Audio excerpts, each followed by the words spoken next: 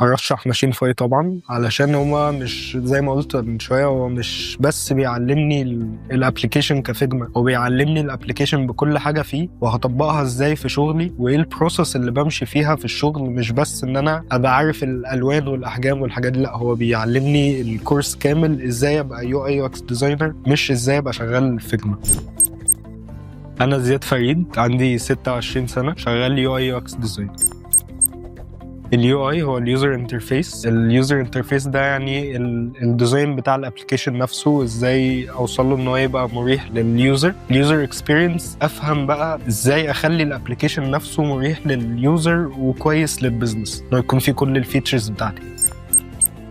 التطبيق العملي في الكورس ممتاز. احنا من اول سيشن او تاني سيشن ابتدينا ان احنا نشتغل بايدينا فعلا، مش بيدينا كلام بس، يعني ابتدينا نشتغل على الابليكيشنز نفسها، يدينا سكرين واحنا نعمل زيها يعني. فمن دي 1 واحنا شغالين عملي.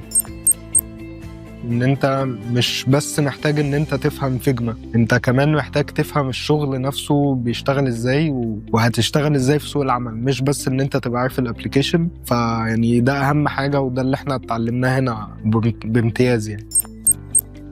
هرشح ماشين فاي طبعا، علشان هو مش زي ما قلت من شويه، هو مش بس بيعلمني الابلكيشن كفيجما، هو بيعلمني الابلكيشن بكل حاجه فيه وهطبقها ازاي في شغلي وايه البروسيس اللي بمشي فيها في الشغل. مش بس ان انا ابقى عارف الالوان والاحجام والحاجات دي، لا، هو بيعلمني الكورس كامل ازاي ابقى يو اي يو اكس ديزاينر، مش ازاي ابقى شغال فيجما.